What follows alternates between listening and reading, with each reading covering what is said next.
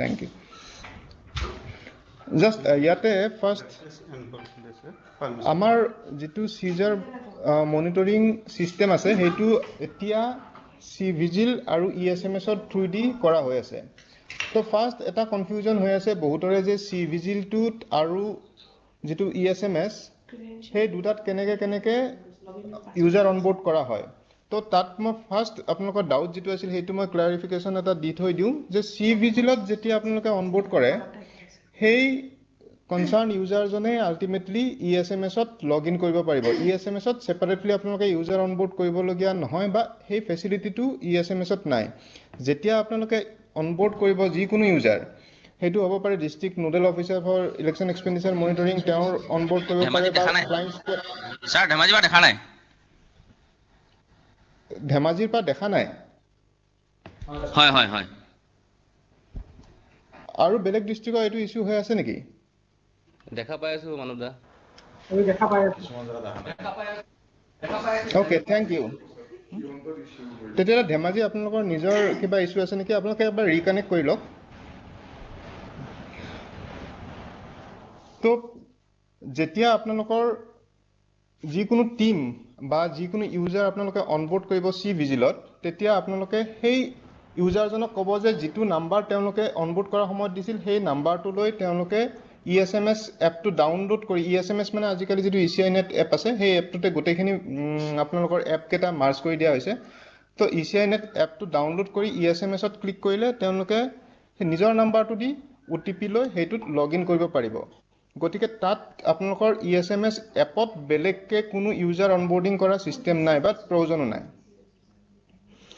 তাৰপিছত এই যেটো ফ্লো চাৰ্টটো মই এবাৰ কৈ দিও আমাৰ ফালৰ পৰা দুটা ক্যাটেগৰীৰ অফিচাৰ অনবোৰ্ড কৰা হয় এটা হয় ষ্টেট নোডেল অফিচাৰ আৰু সেকেন্ডটো হল ডিস্ট্ৰিক্ট ইলেকশন অফিচাৰ এতিয়া যিখিনি ষ্টেট নোডেল অফিচাৰ্স আছে সেইখিনিত এটা কনফিউজন বহুতৰে আছে যে ষ্টেট নোডেল অফিচাৰ ধৰকচোন আপোনালোকৰ কিছুমান এনেকুৱা এজেন্সি আছে যিবোৰৰ এক্সিস্টেন্স আপোনালোকৰ ডিস্ট্ৰিক্টত নাই কিন্তু ষ্টেটত আছে বা এনেকুৱা এজেন্সি আছে যিবোৰৰ এক্সিস্টেন্স আপোনালোকৰ ডিস্ট্ৰিক্টত আছে যেনেকৈ ধৰক এক্সাইজ হক পুলিশ হক তেওঁলোকৰ এক্সিস্টেন্স ডিস্ট্ৰিক্টত আছে তেতিয়াও যিজন ষ্টেট নোডেল অফিচাৰ কনসাৰ্ন ডিপাৰ্টমেন্টৰ ইয়াত আমাৰ ফালৰ পৰা অনবোৰ্ড কৰা হৈছে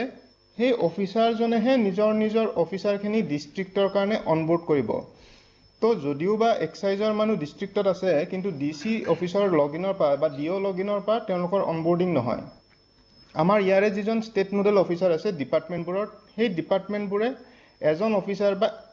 কেতিয়াবা বেলেগ ডিস্ট্ৰিক্টৰ কাৰণে এজন অফিচাৰো দিব পাৰে যেনেকৈ ইনকাম টেক্সে ধৰক কেতিয়াবা দুই তিনিখন ডিস্ট্ৰিক্টৰ কাৰণে এজন নোডেল অফিচাৰ দিব তেনেকে তেওঁলোকে নিজৰ লগইনৰ পা ষ্টেট নোডেল অফিচাৰবোৰে ডিস্ট্ৰিক্টবোৰৰ কাৰণে নিজৰ district nodal officer user create কৰি দিব আৰু বাকি যেটো আমি ইউজাৰ ক্ৰিয়েট কৰিছো ডিও ইউজাৰটো আমাৰ ক্ৰিয়েট কৰাই আছে আৰু ডিও ইউজাৰটো হল আপোনালোকৰ ইসিআই নেটত যেটো মোবাইল নাম্বাৰ দি আপোনালোকে কাম কৰি আছে সেই মোবাইল নাম্বাৰটোৱে ডিওৰ ইউজাৰ আইডি হ'ব ইএসএমএস বা সি ভিজিলৰ কাৰণে কাৰণ ডিওৰ একচুয়ালি ইএসএমএস টো নাথাকে সি ভিজিল পোৰ্টেলতে থাকিব সি ভিজিলটো আপোনালোকৰ হল ডেস্কটপ ভাৰ্জন যেটো আছে আৰু আপোনালোকৰ ইএসএমএস টো হল আপোনালোকৰ এপ যেটো মোবাইল ভাৰ্জন এইটোৱে ডিফাৰেন্স যেতিয়া আপোনালোকে কোনো ধৰণৰ ৰিপৰ্ট দিব খোজে বা আপোনালোকৰ ধৰক কি কয় ইউজাৰ অনবোৰ্ডিং কৰিব খোজে তেতিয়া আপোনালোকে ডেস্কটপ ভাৰ্জনটোৰ পৰাহে পাৰিব ইএসএমএস এপটো দি আপোনালোকে ইউজাৰ ক্ৰিয়েট কৰিব নোৱাৰে কিন্তু আপোনালোকৰ যিবোৰ ফ্লাইং স্কোৱাড থাকে বা ধৰক ডিএলবিসি হেবোৰ যে তেওঁলোকে নিজৰ এপটো ইউজ কৰিব পাৰিব কিন্তু ডিএলবিসি আপোনালোকে যেতিয়া অনবোৰ্ড কৰে ডিএলবিসি আকৌ সি ভিজিলত গৈ তেওঁলোকে নিজৰ বেংকসমূহ অনবোৰ্ড কৰি দিব লাগিব এতিয়া ডিওৰ ক্ষেত্ৰত আমাৰ ফালৰ পৰা যেটো মানে অনবোৰ্ডিং কৰা হৈ গল তাৰ পিছত ডিওৰ মাত্ৰ দুটা কামে থাকিব এটা হল ডিএলবিসি ডিএলপিসি বা ডিএলসিসি ইয়াতে এটা মই ক্লাৰিফিকেশন দি দিও ডিএলবিসি যেটো ডিস্ট্ৰিক্ট লেভেল বেংকাৰ্স কমিটি আপোনালোকৰ ধৰকচোন এলডিএম বুলিয়ে কয় সেইখিনি এলডিএম আপোনালোকে অনবোৰ্ড কৰি দিব পিসি2 হল আপোনালোকৰ পোষ্টেল কোঅৰ্ডিনেটৰ আপোনালোকৰ পোষ্টেল ডিপাৰ্টমেন্টক যেটো এক্সামশন যোৱাবাৰলৈকে দিয়া আছিল সেই এক্সামশনটো এবাৰ নাই গতিকে পোষ্টেলৰ যেতিয়া ক্যাশ মুভমেন্ট হ'ব তেতিয়া পোষ্টেলৰ ফালৰ পৰাও আপোনালোকক ধৰকচোন তেওঁলোকে কিউআৰ কোড জেনাৰেট কৰি ৰিসিপ্টখন লগত লৈ আহিব লাগিব তো পোষ্টেল কোঅৰ্ডিনেটৰ আমাৰ যিমানখিনি মেঘদূত ভৱনৰ পৰা আমি পালো গোটেইখিনি লিষ্ট আপোনালোকৰ লগত শেয়াৰ কৰিছো তো একৰ্ডিংলি ডিঅ লগিনৰ পৰা আপোনালোকে নিজৰ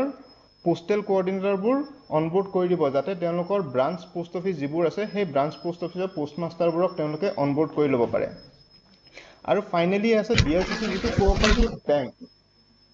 যিখিনি কোঅপাৰেটিভ বেংক আছে কোঅপাৰেটিভ বেংকৰ কাৰণে আমি যোৱাকালি পৰহি এখন লেটাৰ পঠাইছোঁ যে তেওঁলোকে কৈছে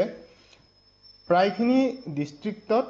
কোঅপাৰেটিভ বেংকবোৰে LDMৰ লগত কাম কৰি আছে তো যদি DLBCৰ ফালৰ পৰা কোঅপাৰেটিভ বেংকৰ ব্ৰাঞ্চসমূহ অনবোৰ্ড কৰি দিছে তেতিয়াহ'লে ছেপাৰেটলি আপোনালোকৰ ডিষ্ট্ৰিক্টত কোঅপাৰেটিভ বেংকৰ কাৰণে নোডেল অফিচাৰ বা কোঅৰ্ডিনেটৰ অনবোৰ্ড নকৰিলেও হ'ব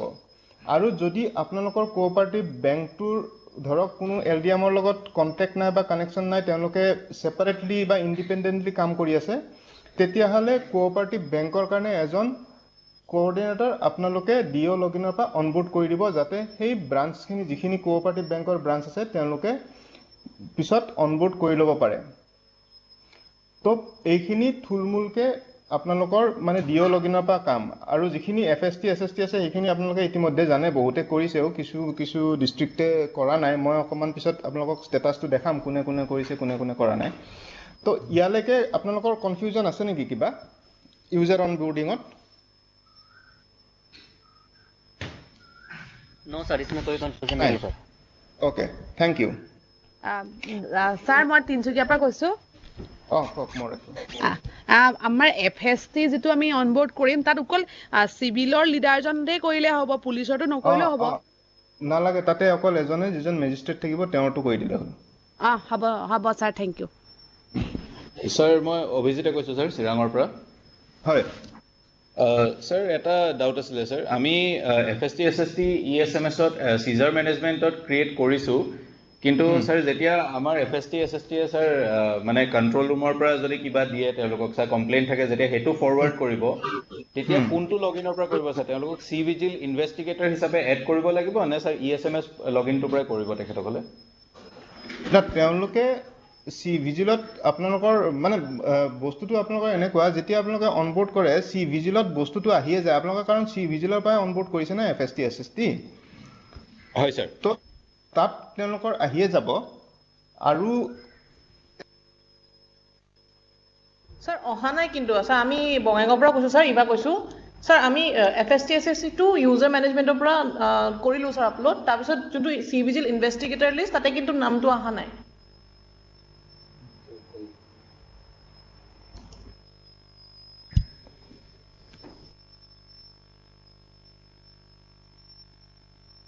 মই আপোনাক এটা লগইনৰ মই ষ্টেটাছটো দেখাব খুজিছোঁ আপোনালোকৰ ধৰক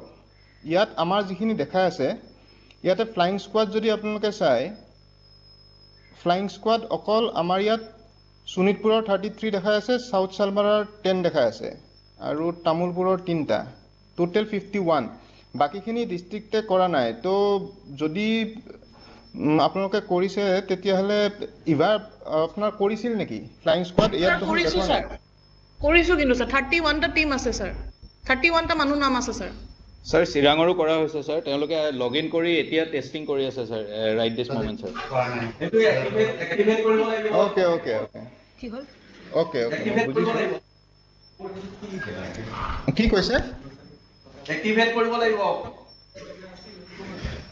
মোবাইল নাম্বাৰ এটা ভিতৰত আকৌ এক্টিভেট কৰিব লাগিব সি ভিজিল যিটো ইউজাৰ লিষ্ট আছে তাত এড কৰি পেলাই তাতকে এক্টিভেট কৰিব লাগিব তেতিয়া ইয়াত মোবাইল নাম্বাৰ সি ভিজিলত লগইন হ'ব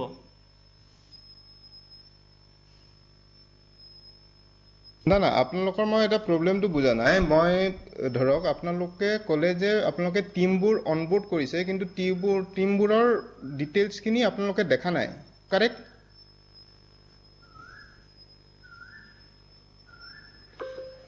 ইবা মই বুজিছো নে ঠিকে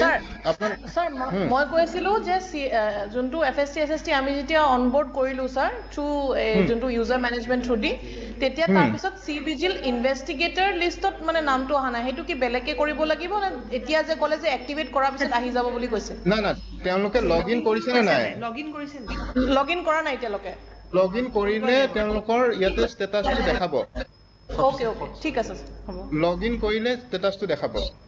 ওকে ওকে ওকে আচ্ছা মই ধুবুৰীৰ পৰা কৈছিলোঁ হয় কওক আচ্ছা তেওঁলোকে যেতিয়া লগ ইন কৰিছিলে FST বিলাকে আমি জাষ্ট কালি ট্ৰেইনিঙত তেওঁলোকৰ যিটো OTP লাগে এতিয়া সেইটো এক্টিভেট হোৱা নাই নেকি মানে OTP টো অহা নাই তাৰমানে OTP অহা নাই নাই নাই নাই OTP ইস্যু হৈ আছে দে এইটো মানে এনকোৰৰ বেলেগ ইনফেক্ট এনকোৰৰো ডিও লগইন বিলাক আমি কালি ৰাতিয়ে ক্ৰিয়েট কৰিছিলো বাট OTP অহা নাই so maybe there is an OTP issue এবাৰ কাবাৰটো লগইন কৰি আমাক স্ক্ৰিন ৰেকৰ্ডিং এটা পঠালে ইট ইজ ইজি তেতিয়া আমি এক্সাক্ট প্ৰবলেমটো ধৰিব পাৰো ঠিক আছে আমাৰ যিমান কেটা FST আছিল কালি আমি সবকে অনবোৰ্ড কৰা হৈছে কিন্তু তেওঁলোকে যেতিয়া ট্ৰাই কৰিলে কিন্তু OTP টো কাৰ্ডত অহা নাই এটো মানে তেওঁলোকে লগইন কৰে কি বুলি আহে তেতিয়া ইনভেষ্টিগেটৰ এপটো দিয়ে কৰিছে ইনভেষ্টিগেটৰ এপে দি কৰিছে ইনভেষ্টিগেটৰ এপ ক'ৰ পৰা কৰিছে ডাউনলোড এটো এটা লিংক দিয়া আছিল হেতু পৰা কৰিছিলে Okay, মই আকৌ I will share the link in the IT group. আপুনি এবাৰ কাইন্ডলি তাৰ পৰা চাই লওক মই তাৰ হেতু আনইনষ্টল কৰি এইটো দি মানে এইটো আকৌ ডাউনলোড কৰি আৰু এবাৰ কাইন্ডলি চাই লব এপৰ কিছুমানৰ সেটিংছত হেতু থাকে এপ পাৰমিশনস বিলাক ঠিকে আছে না হয়তো পাৰমিশনস এনেবল কৰা আছে নে নাই এটা সেটিংছত উটেকেটাৰ মই ষ্টিল আপোনাক এটা লিংক টু দি আছো yes ঠিক আছে মেম মই লখিমপুৰৰ পৰা কৈ আছো আমাৰ ডিও লগইনৰ OTP খিনি আহা নাই ইনভ্যালিড ক্ৰেডেনশিয়েল লেখাই আছে কোন ডিস্ট্ৰিক্ট মই এইমাত্ৰ কামৰূপ লগইন কৰিছিলো হা লখিমপুৰ মেম ঠিক আছে স্যাৰ দেন আই থিংক আপোনালোকৰ ফোন নম্বৰ চেঞ্জ হৈছে হেতু কাৰণে বিকজ এক ফোন নম্বৰটো চাই দিওঁ মই আপোনালোকৰ এইটো চাই লৈছো আপোনালোকে কনফাৰ্ম কৰক ইয়াতে হয় স্যাৰ মানৱ দা এক মিনিট ডিমাছৰ পৰা কৈছো এটা এক মিনিট এটা এটাকে মানে এইটো সলভ কৰি লওঁ আপোনালোকৰ লখিমপুৰ আছিল নহয় হয় স্যাৰ লখিমপুৰ এইটো আপোনালোকৰ ঠিক আছে নাম্বাৰ আগৰ চেঞ্জ হ'ল নাই স্যাৰ এইটো নহয় স্যাৰ এক্স্যাক্টলি সেই বস্তুটো হৈ আছে আপোনালোকে এতিয়া যেটো আপোনালোকৰ হেৰি আছে ECI নেটত নতুন ডিঅৰ নাম্বাৰটো দিছে চেঞ্জ কৰিছে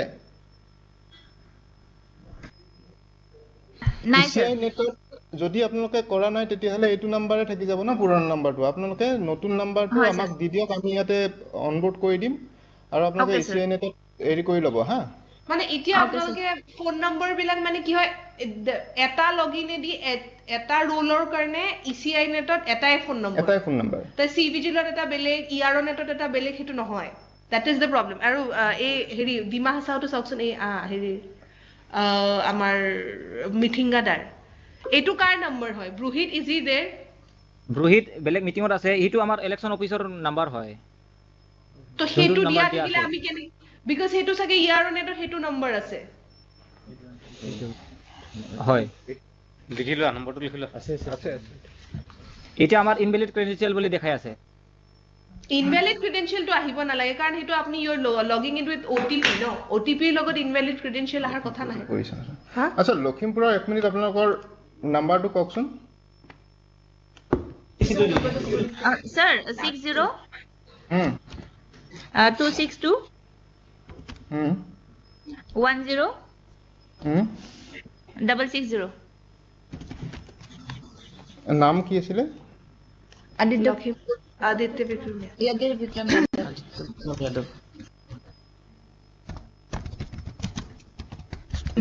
ভি স্যাৰ VIK বিক্ৰম